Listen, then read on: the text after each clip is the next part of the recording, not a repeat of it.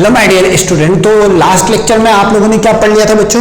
Last lecture में आपने periodic table की क्लासिफिकेशन को पूरा समझ लिया था। एफ ब्लॉक का इलेक्ट्रॉनिक कॉन्फ़िगरेशन, डी ब्लॉक का इलेक्ट्रॉनिक कॉन्फ़िगरेशन, पी ब्लॉक का इलेक्ट्रॉनिक कॉन्फ़िगरेशन मैंने आपको सब बता दिया था। ठीक है, नाउ अब हम उससे रिलेटेड क्वेश्चंस हम एक सेगमेंट में लेंगे, लेकिन अभी हम स्टार्ट करेंगे बच्चों पीरियोडिसिटी एंड पीरियोडिसिटी प्रॉपर्टी। तो पीरियोडिसिटी प्रॉपर्टी तो एक्चुअली क्या होता है, जैसे ही मैं पीरियोडिक टेबल में लेफ्ट टू राइट मूव करता हूं, टॉप टू बॉटम मूव करता हूं, कुछ प्रॉपर्टी में वेरिएशन आता है, उसी वेरिएशन को समझेंगे। तो periodicity property, variation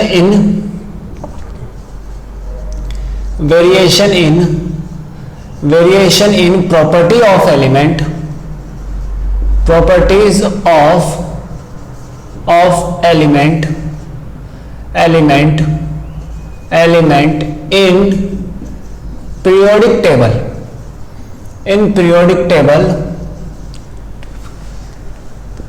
is called periodicity property।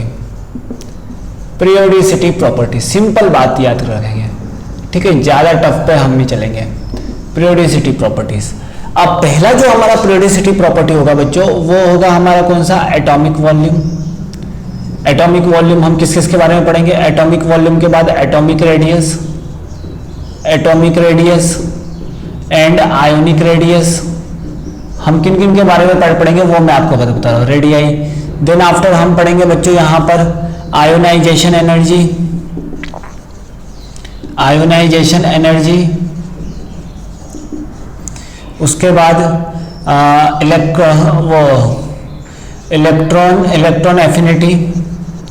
Electron affinity, उसके बाद हम पढ़ेंगे बच्चों यहाँ पर इलेक्ट्रोनेगेटिविटी, उसके बाद हम लोग पढ़ेंगे बच्चों यहाँ पर melting point and boiling point, उसके बाद डेंसिटी, उसके बाद हम लोग यहाँ पर पढ़ेंगे बच्चों हाइड्रेशन एनर्जी। तो hydration energy and lattice energy, hydration energy and lattice energy, इन सब के बारे में हम पढ़ेंगे। ठीक है, इन सब के बारे में पढ़ेंगे और साथ साथ यहाँ पर लिख लो इनर्ट पेयर इफेक्ट के बारे में भी पढ़ेंगे। इनर्ट पेयर इफेक्ट, ठीक है, ये सब के बारे में हम लोग यहाँ पर पढ़ने वाले सारी के सारी पीरियोडिसिटी प्रॉपर्टी के बारे में। ठीक है, तो सबसे पहले स्टार्ट करते हैं एटॉमिक वॉल्यूम। तो मैंने जैसा आपको लूथर मेयर कर्व में आप लोगों को ध्यान होगा, मैंने बताया था एटॉमिक वॉल्यूम हम कैसे निकालते हैं बच्चों। एटॉमिक वॉल्यूम की डेफिनेशन एक्चुअली में होती क्या है? डेफिनेशन अगर आपको आ जाएगी तो आपको सब आ जाएगा। तो देख लेते हैं बच्चों डेफिनेशन एटॉमिक वॉल्यूम। एक्चुअली में आपका जो एटॉमिक वॉल्यूम होता है वो क्या होता है बच्चों? थोड़ा सा सोचो, थोड़ा सा अपने आप पे, अपने माइंड पे स्ट्रेस डालो। एटॉमिक वॉल्यूम होगा वॉल्यूम ऑक्यूपाइड बाय, सिंपली बोलेंगे volume occupied by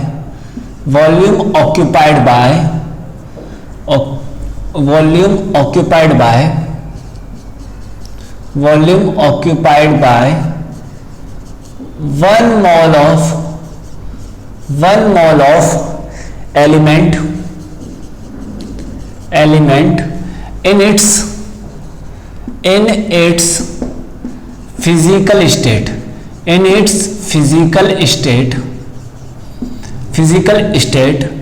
is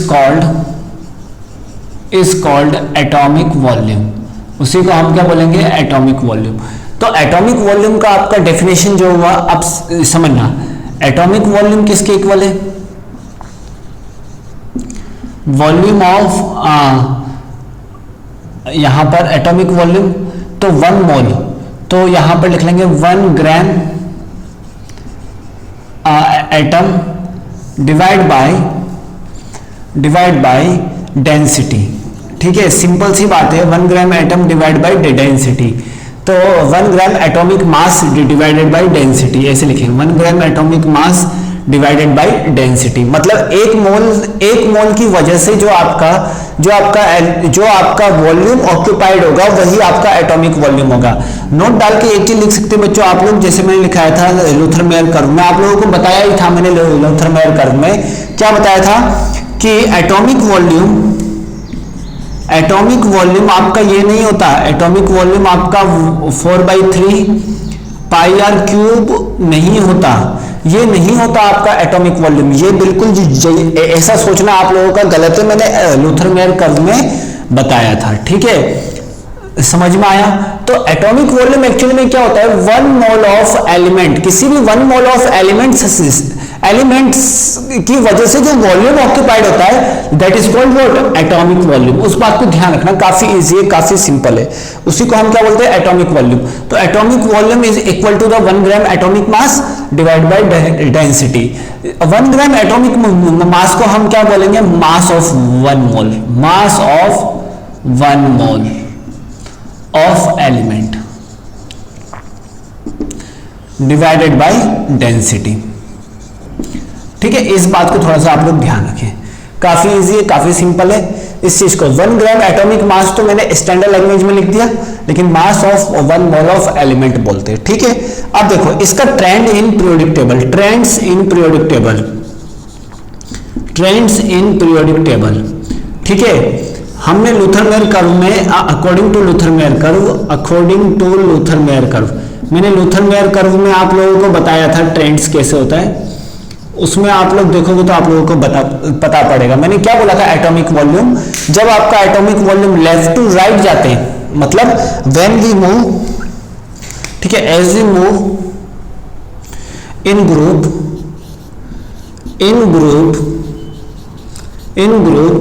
as we move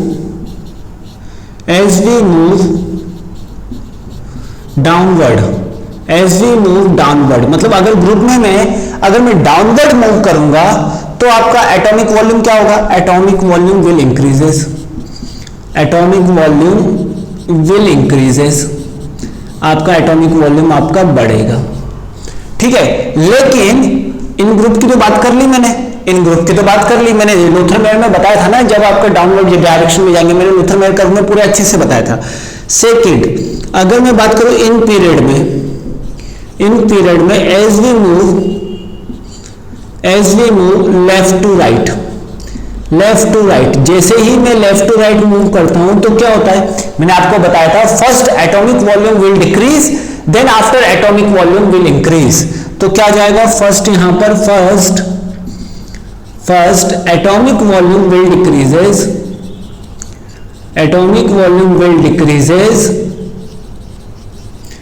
then after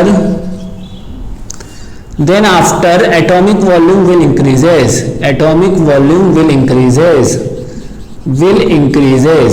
आप लोगों ने लूथर-मेयर को ध्यान से देखा होगा तो मैंने बताया था, ऐसे ऐसे कर्व आपको मूवमेंट करा था ना, पहले एटॉमिक वॉल्यूम घट रहा है, पहले एटॉमिक वॉल्यूम कम हो रहा है, देन आफ्टर बढ़ रहा है। इस तरीके से मैंने आप लोगों को, आप एक बार लूथर-मेयर का कर्व देखो, आपको ये दोनों पॉइंट आपको फिर से याद आ जाएंगे। आप एक बार लूथर-मेयर का कर्व देखो, आपको ये दोनों पॉइंट काफी अच्छे से याद भी आ जाएंगे। ठीक है, अब हम चलते बच्चों नेक्स्ट हमारा क्या है बच्चों, नेक्स्ट पॉइंट है atomic radii and ionic radii. तो देख लेते हैं atomic radii and ionic radii कैसे निकालेंगे, समझते हैं। अब हम यहां पर एटॉमिक वॉल्यूम तो मैंने आप लोगों को बता दिया, अब देख लेते हैं atomic radii and ionic radii. तो देख लेते हैं यहां पर एटॉमिक रेडियाई, एटॉमिक रेडियाई, बात को ध्यान से समझना।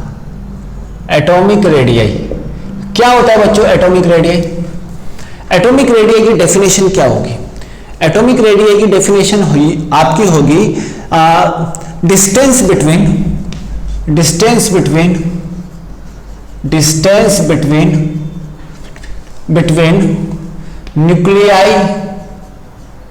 nuclei and outermost electron cloud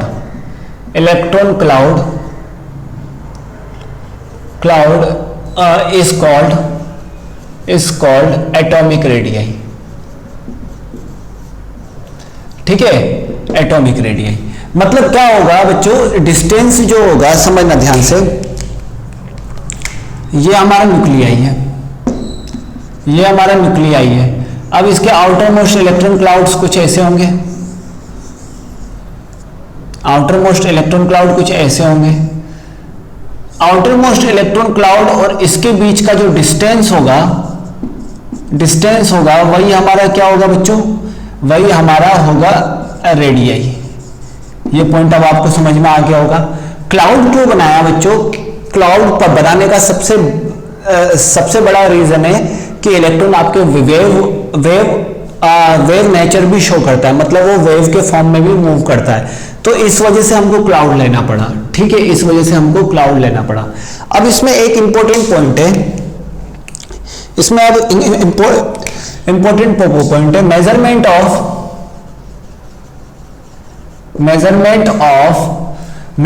of distance of outermost electron, measurement of distance of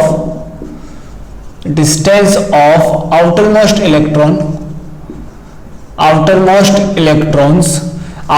electron का जो डिस्टेंस का जो मेजर है electron cloud, is can not possible,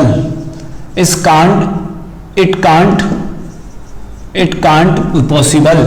हम उसको नहीं मेजर कर सकते, बहुत ही ज्यादा टफ है, हम यहां पर इसको मेजर नहीं कर सकते, वो आपका बहुत ही ज्यादा इम्पॉसिबल है। ठीक है ना।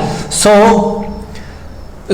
यहां पर समझना, मेजरमेंट ऑफ डिस्टेंस, समझना इन दोनों के डिस्टेंस को कैलकुलेट करना आसान नहीं है, बहुत ही ज्यादा टफ है इलेक्ट्रॉन क्लाउड और उसको क्यों?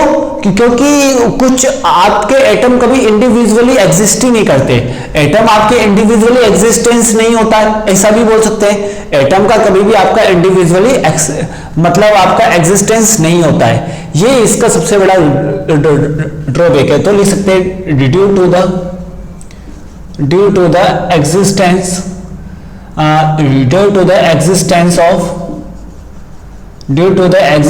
ऑफ एटम के एग्जिस्टेंस की वजह से ये आपका ऐसे हम कैलकुलेट नहीं कर सकते। क्यों? क्योंकि जो एटम होता है वो आपका अकेला कभी एग्जिस्ट नहीं करता, वो किसी के फॉर्म में, कंबाइंड फॉर्म में एग्जिस्ट करता है। तो यहां पर लिख देते हैं existence of atom in combined form.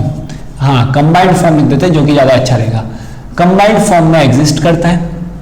अब इसी को हटाने के लिए, इसी प्रॉब्लम को हटाने के लिए हमारे पास ये तो क्या था, ये हमारे पास प्रॉब्लम था, ये हमारे पास प्रॉब्लम था।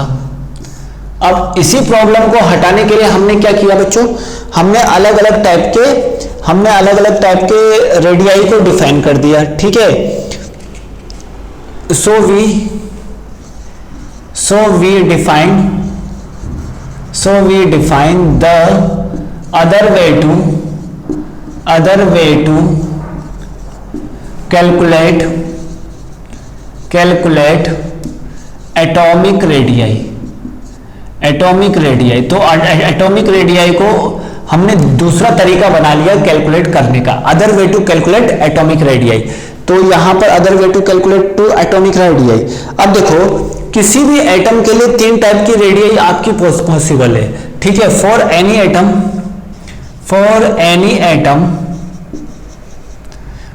atom there are 3 types of radii, there are 3 types of radii is possible, there are 3 types of radii is possible। ठीक है, पहला आपका कौन सा बच्चों, पहला आपका हुआ कोवेलेंट रेडियाई। तो कोवेलेंट रेडियाई आपका क्या होगा, कोवेलेंट रेडियाई क्या होगा? अब देखो, एटम जो आपके कोवेलेंट बॉन्ड से बॉन्डेड होंगे, एटम जो आपके किससे बॉन्डेड होंगे, कोवेलेंट बॉन्ड से। अब कोवेलेंट बॉन्ड से कौन से एटम आपके बॉन्डेड होते हैं, नॉन मेटल्स आपके किससे बॉन्डेड होते हैं बच्चों, कोवेलेंट बॉन्ड से। तो एटम जो आपके कोवेलेंट बॉन्ड से बॉन्डेड होंगे, उन दोनों के इंटरन्यूक्लियर डिस्टेंस का जो हाफ कर देंगे तो आपका रेडियाई ऑफ एलिमेंट आ जाएगा। जैसे हम एग्जांपल समझते हैं, एग्जाम्पल, ठीक है, ये मैं बना देता हूं H2 मॉलिक्यूल, ये भी मैं H2 मॉलिक्यूल बना देता हूं। अब समझना, इन दोनों का अगर मैंने डिस्टेंस का हाफ कर दिया, HCl मॉलिक्यूल बना देता हूं मैं, H है ये Cl है, इन दोनों के डिस्टेंस का मैंने हाफ कर दिया, ठीक है। यहां पर H2 बना देता हूं ताकि आपको समझ में आ जाए, H2 मॉलिक्यूल, तो ये HH है, इन दोनों के डिस्टेंस का हाफ कर दिया, तो आपका क्या हो जाएगा बच्चों, समझना, यहां पर हो जाएगा डिस्टेंस ऑफ H2 जो कि क्या होगा, covalent radii of H2 hydrogen is distance of H2 divided by 2। इस तरीके से देखो, ये इस एटम का न्यूक्लियाई है, ये इस एटम का न्यूक्लियाई है, तो हम क्या बोलेंगे बच्चों, यहां पर कोवेलेंट रेडियाई के लिए हम लोग डिफाइन क्या करेंगे बच्चों, half of the distance between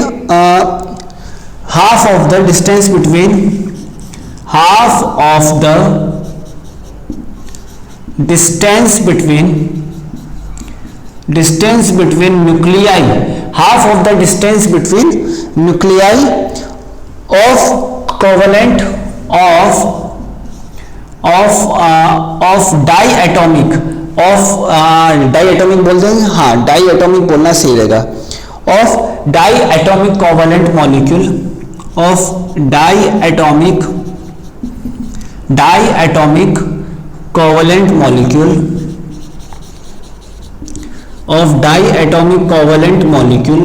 अब बात को ध्यान से समझना, जो डिस्टेंस है उसका हाफ कर देंगे किसके, nuclei of diatomic covalent molecule formed bye same atom, formed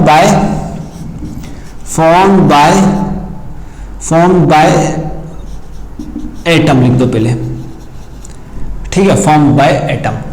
अब यहां पर क्या है बच्चों, यहां पर ये क्या है, सिमिलर एटम है, तो सिमिलर एटम के केस में होमो डाइएटॉमिक के केस में, होमो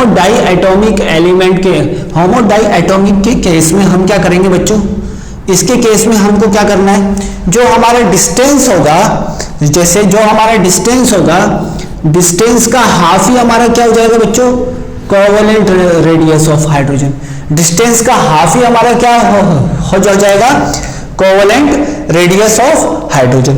लेकिन क्या होता है बच्चों, इफ अगर मैं बोल दूं यहां पर अगर मैं बोल दूं, अब समझना बात को ध्यान से, यहां पर अगर मैं बोल दूं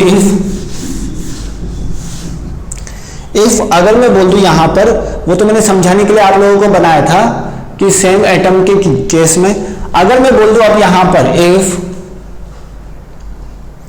समझना, अगर यहां पर हेट्रो एटॉमिक एलिमेंट ले लिया मैंने, क्या ले लिया, हेट्रो एटॉमिक एलिमेंट के केस में, हेट्रो एटॉमिक एलिमेंट के केस में हम सबसे पहले तो रेडियस को डिफाइन नहीं कर पाएंगे, तो हेट्रो एटॉमिक एलिमेंट के केस में like example hetero diatomic example HCl ले लेता हूं।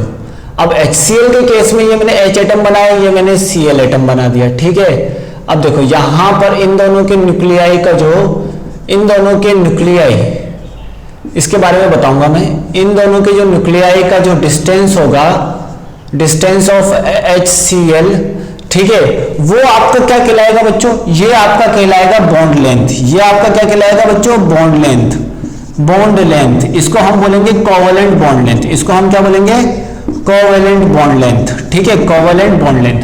और इसका फॉर्मूला क्या होता है बच्चों, D ऑफ HCl का समझ लेना, यहां पर D ऑफ HCl का फॉर्मूला होता है R of H plus R of Cl2, R of H plus R of Cl2 minus 0.09 काई A माइनस काई B।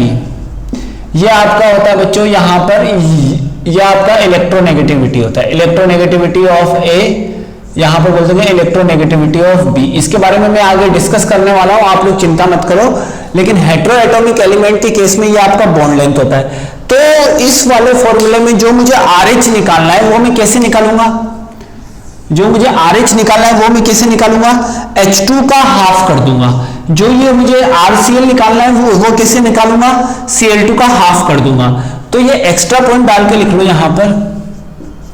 यहां पर एक्स्ट्रा इंपॉर्टेंट पॉइंट डाल के लिख लो। तो यहां पर आप लोगों को समझ में आ जाएगा कि देखो कोवेलेंट रेडियाई क्या होता है, half of the distance between the nuclei of diatomic covalent molecule formed by similar atom. अब हम क्या बोल सकते हैं, सिमिलर एटम, सिमिलर एटम। अगर मैं डिफरेंट एटम के केस में बात करूं तो वो क्या हो जाता है, covalent bond length.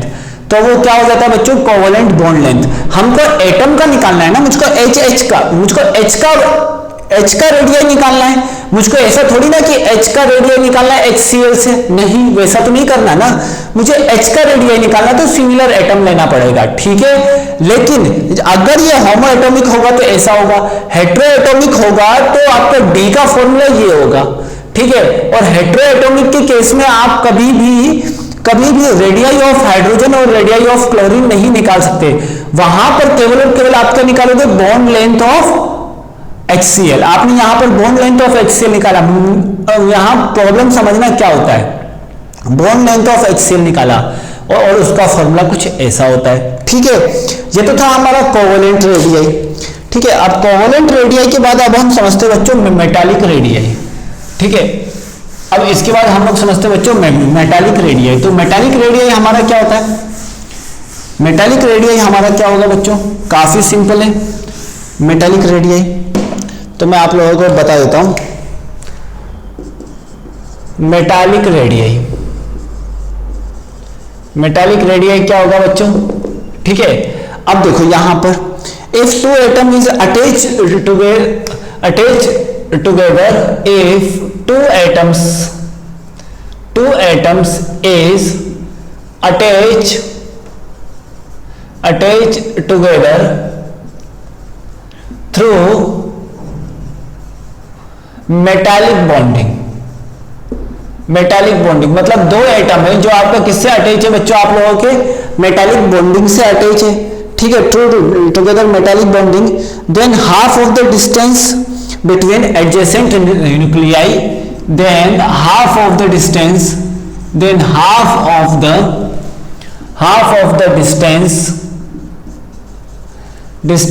Between adjacent adjacent nuclei मतलब न्यूक्लियाई के दोनों के न्यूक्लियाई के हाफ डिस्टेंस, मतलब एडजेसेंट मतलब करीब वाले न्यूक्लियाई के हाफ जो होगा डिस्टेंस, उसी को हम क्या बोलेंगे, then it is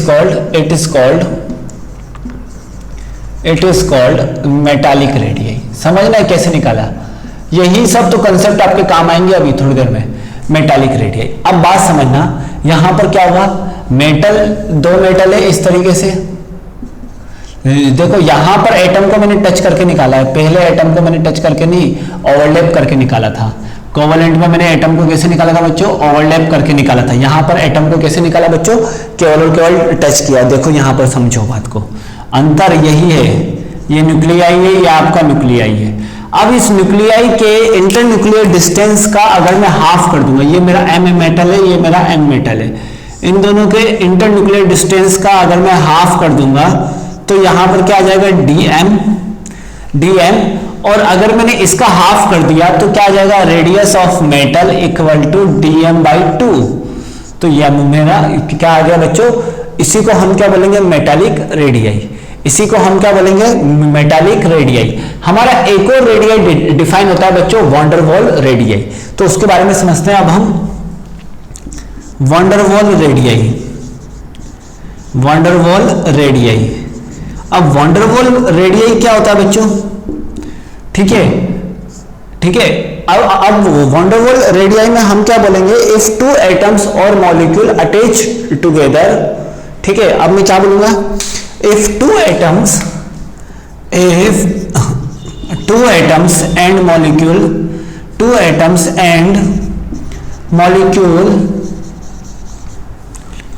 are attached together through van der Waal bond,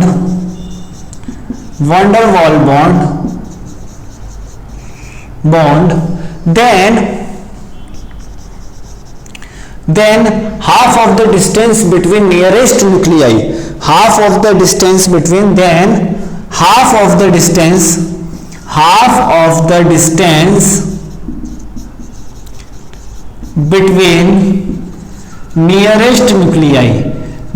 nuclei के half of the distance, इसको मैं न्यूक्लियाई लिख देता हूं, is called वैन डर वाल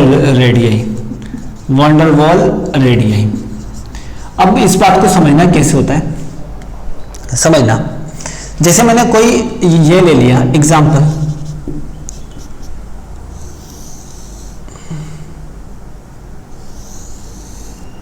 ये मेरा ऑर्गन है, ये भी मेरा ऑर्गन है, ठीक है, ये तो अकेले ही एग्जिस्ट करते हैं, तो इन दोनों के जो इसका जो रेडियाई का जो हाफ होगा वो क्या होगा। अब ध्यान रखना हमेशा नोबल गैस एलिमेंट हमेशा क्या बनाएंगे बच्चों, वैन डर वाल रेडियाई बनाएंगे। नोबल गैस एलिमेंट हमेशा क्या बनाएंगे बच्चों, वैन डर वाल रेडियाई बनाएंगे। तो यहां पर डी ऑफ ए आर, अब यहां पर रेडियाई क्या बनूंगा, van der Waals radii of argon equal to D of A R by 2, ये हो जाएगा, ठीक है, ये हो गया पहला। दूसरा एग्जांपल समझने लायक है कि यहां पर मैंने इस तरीके से कुछ कर दिया, ठीक है, ये मैंने 2 हाइड्रोजन एटम बना दिया, ये मैंने 2 H2 मॉलिक्यूल बना दिया। देखो मैंने यहां पर क्या बोला था, एटम्स में कहां मिलेगा जनरली, ये आपके नोबल गैस एलिमेंट में। जी जनरली आपके कहां मिलने वाला है, ये वाला रेडियस बच्चों नोबल गैस एलिमेंट में, और मॉलिक्यूल में कहां मिलने वाला है, सभी मॉलिक्यूल के बीच, ऑल मॉलिक्यूल्स के बीच। अब देखो H2 क्या है आपका, H2 मॉलिक्यूल है एक तरीके का, और ये भी आपका एक तरीके का क्या है बच्चों, मॉलिक्यूल है। देखो समझो बात को, ठीक है।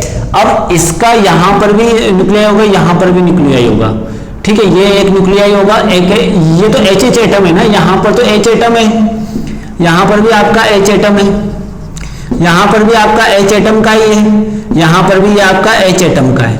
अब देखो यहां पर भी न्यूक्लियाई है, यहां पर भी न्यूक्लियाई है। तो मैंने क्या बोला था definition, nearest nuclei, distance between half of the distance between nearest nuclei.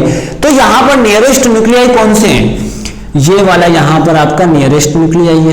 तो ये वाले डिस्टेंस को हम क्या बोलेंगे, van der Waals radii of hydrogen, ठीक है। लेकिन अगर मैं बोलना चाहूं कि इन दोनों को क्या बोलेंगे, फिर आप लोग बताओ, इन दोनों को क्या बोलना चाहेंगे, इन दोनों के डिस्टेंस को हम बोलेंगे covalent radius of hydrogen atom. तो कोवेलेंट रेडियस आपने कहां देखा, एटम में, और वैन डर वाल रेडियस आपने कहां देखा, मॉलिक्यूल में। बात समझ में आई। तो दोनों में काफी अंतर है। यहां पर एटम में तो नोबल गैस में ही देखा जाता है, नोबल गैस में। अब आप देख सकते हो कि यहां पर इन जनरल, मैं आपको लिखा देता हूं, इन जनरल आपका क्या होता है बच्चों,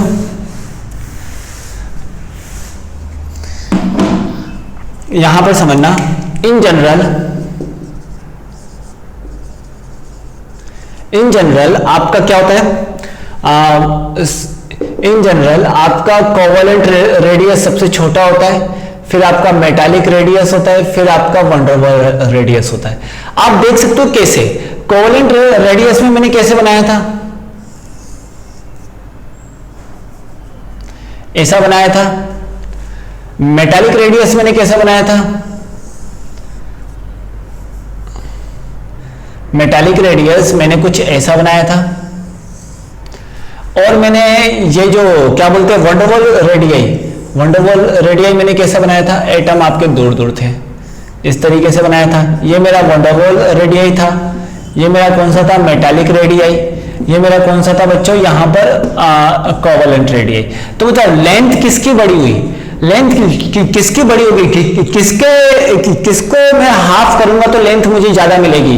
तो ऑब्वियसली बात है मुझे वैन डर वाल रेडियाई की लेंथ ज्यादा मिलेगी as compare to covalent radii. मुझे ऑब्वियसली बात है मुझे वैन डर वाल रेडियाई की लेंथ आपकी जो ज्यादा मिलेगी as compare to covalent radii.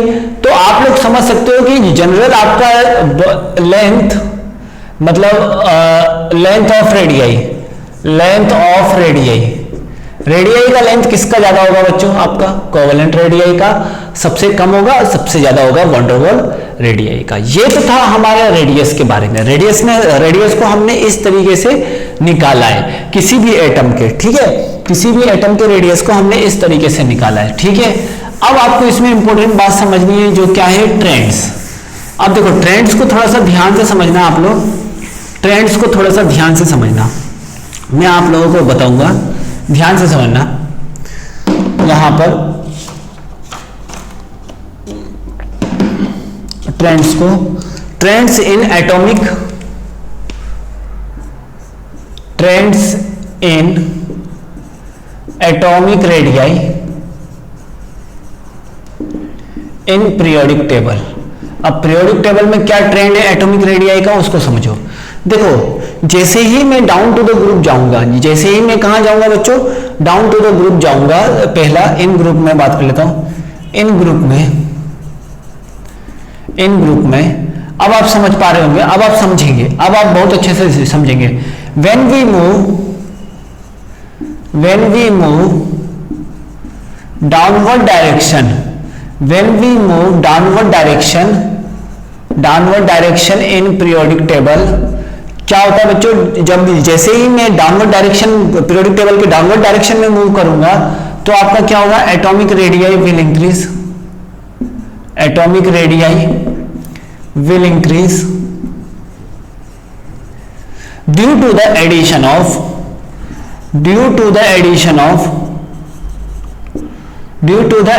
Of extra shell in each step। अब बात समझना कैसे, जैसे मैं डाउनवर्ड डायरेक्शन में जाऊंगा तो यहां पर पीरियड नंबर 1 होता है, पीरियड नंबर 2 होता है, पीरियड नंबर 3 होता है, ये पीरियड नंबर 4 होता है, ये पीरियड नंबर 5 होता है। बात समझ में आई? पीरियड नंबर क्या बताता है, principal quantum number, principal quantum number बताता है आपका पीरियड नंबर। अब आपका पीरियड नंबर अगर प्रिंसिपल क्वांटम नंबर बताता है तो प्रिंसिपल क्वांटम नंबर 1 के हिसाब से यहां पर कितना है, यहां पर केवल और केवल एक ही है, यहां पर कितने और ऑर्बिटल 2 है, यहां पर कितने 3 है। देखो ईच स्टेप में आपके क्या बढ़ रहे बेटा, एक एक करके एक्स्ट्रा शेल आपके वो ऐड हो रहे, और एक्स्ट्रा शेल ऐड होने की वजह से आपका रेडियाई क्या हो जाएगा बच्चों, आपका इंक्रीज कर जाएगा। रेडियाई आपका क्या कर जाएगा बच्चों, यहां पर इंक्रीज कर जाएगा। इस कंसेप्ट को ध्यान से समझो। फोर्थ में आपके 4 हो जाएंगे, तो इसका मतलब डाउनवर्ड डायरेक्शन में हमारा क्या होता है, एटॉमिक रेडियाई इंक्रीज होता है, एटॉमिक रेडियाई हमारा बढ़ता है। अगर मैं बात करूं तो अगर मैं पीरियोडिक टेबल में लेफ्ट टू राइट मूवमेंट करूं, पीरियोडिक टेबल में कहां से कहां मूव करूं बच्चों, लेफ्ट टू राइट, यहां पर third, second, in period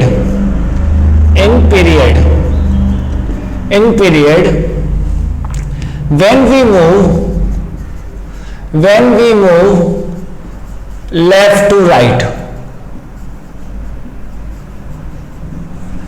atomic radius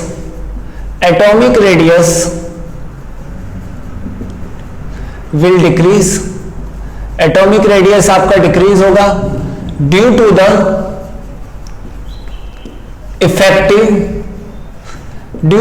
effective nuclear charge, due to what, due to the effective nuclear charge, मतलब इफेक्टिव न्यूक्लियर चार्ज की वजह से आपका एटॉमिक रेडियस डिक्रीज होगा। कैसे, जैसे ही मैं लेफ्ट टू राइट मूवमेंट करूंगा। अब यहां पर इफेक्टिव न्यूक्लियर चार्ज को हम क्या बोलते हैं, जेड इफेक्टिव बोलते हैं। क्या बोलते हैं, जेड इफेक्टिव। अब यह होता क्या है, एक्चुअली में सबसे बड़ा प्रॉब्लम आपका क्या होगा, जेड इफेक्टिव आपका होता क्या है, तो मैं आप लोगों को बता देता हूं। Nuclear charge experienced by outermost shell, Z effective क्या होता है बच्चों, nuclear charge experienced by outermost shell. तो समझना यहां पर जेड इफेक्टिव क्या होता है बच्चों, nuclear charge which is experienced bye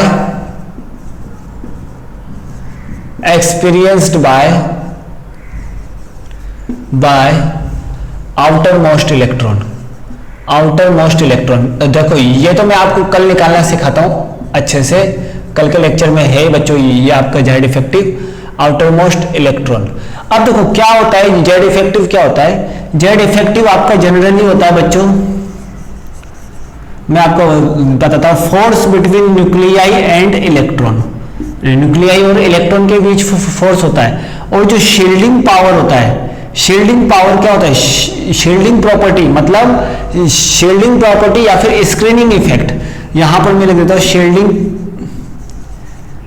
shielding effect या फिर स्क्रीनिंग इफेक्ट, शील्डिंग इफेक्ट या फिर स्क्रीनिंग इफेक्ट, दोनों क्या होते हैं बच्चों आपके, शील्डिंग इफेक्ट या फिर स्क्रीनिंग इफेक्ट आपका होता है सिग्मा, और ये क्या होता है force between electron and electron. ठीक है, ये actually force between electron and electron होगा तो क्या होगा, रिपल्शन होगा, रिपल्शन होगा। और यहां पर force between nuclei two electron होगा, इसका मतलब यहां पर क्या होगा बच्चों, अट्रैक्शन होगा। अब आपको समझ में आ गया होगा जेड इफेक्टिव क्या होता है। जेड इफेक्टिव बढ़ने की वजह से due to the effective nuclear charge will increases. अब देखो, due to the effective nuclear charge will increases, अब आपको समझ में आ गया होगा विल इंक्रीजेस। अब देखो, अब यहां से यहां जा रहे हैं तो हमारा क्या हो रहा है, इफेक्टिव न्यूक्लियर चार्ज बढ़ रहा है, मतलब force between nuclei two electron हमारा बढ़ रहा है, force between electron two nuclei हमारा बढ़ रहा है, तो आउटर मोस्ट इलेक्ट्रॉन को अट्रैक्ट करने की टेंडेंसी भी बढ़ेगी, तो वो क्या कर देगा बच्चों, आपके साइज को छोटा कर देगा, साइज को छोटा कर देगा। समझ में आया?